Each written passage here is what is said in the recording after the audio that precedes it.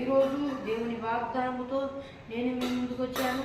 ఈరోజు దేవుని వాగ్దానము యెషయా గ్రంథము 43వ అధ్యాయము 5వ వచనం, భయపడకుము, నేను నీకు తోడై ఉన్నాను. ఇది ఫ్రెండ్స్ ఈరోజు దేవుని వాగ్దానము. ఇక్కడ దేవుడు ఏం చెబుతున్నాడంటే, భయపడకము, నేను నీకు తోడై ఉన్నాను అని చెబుతున్నాడు. మరి ఈ రోజుల్లో మనం ఏ విషయంలో భయపడుతున్నామో మరి ఆ విషయంలో భయపడాల్సిన అవసరం లేదు. దేవుడే ఉన్నాడు, అన్ని విషయాల్లో భయపడాల్సిన అవసరం లేదు.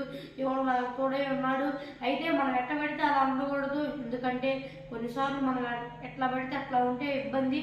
అలా ఉండకుండా దేవునికి ఇష్టానుసారంగా జీవిస్తూ ఆయనకి ఇష్టమైన పనులు చేస్తే ఆయన తప్పక మనకి తోడుంటాడు.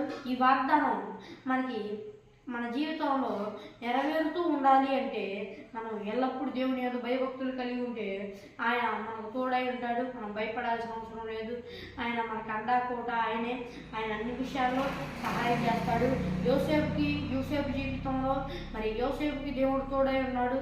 మరి తను ఎక్కడికి వెళ్ళినా ఎన్ని కష్టాలు పడ్డా దేవునికి ఇష్టానుసారంగా బ్రతికాడు కాబట్టి దేవుడు తోడై ఉన్నాడు. అలాగే మనం ఎన్ని కష్టాలు ఉన్నా ఎన్ని బాధలు ఉన్నా ఆయనకి ఇష్టానుసారంగా బ్రతికితే ఆయన మనకు తోడు ఉంటాడు.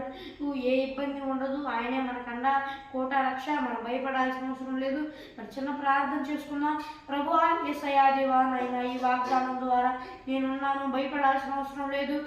మీరు నా యందు విశ్వాసం ఉంచి మీరు నాకు ఇష్టానుసారంగా నడిస్తే నేను మీకు తోడై ఉంటానని నువ్వు చెబుతున్నావు యేసయ్యా. దేవాను బట్టి నీకు స్తోత్రాలు. దేవా నాయనా ఇక్కడ నువ్వు చెప్పినట్టుగా దేవా నాయనా మేము నీకు ఈ ఎడల విశ్వాసం కలిగి నీకు ఇష్టానుసారంగా మేము బ్రతుకున్నట్లు నీ కృప చూపించమని వేడుకుంటున్నాం. నీకు దేవా నాయనా యేసయ్యా, మేము నీకు ఇష్టానుసారంగా బ్రతుకున్నట్లు నీ కృప చూపించు. నువ్వు మాకు తోడు, నీ కృప చూపించు.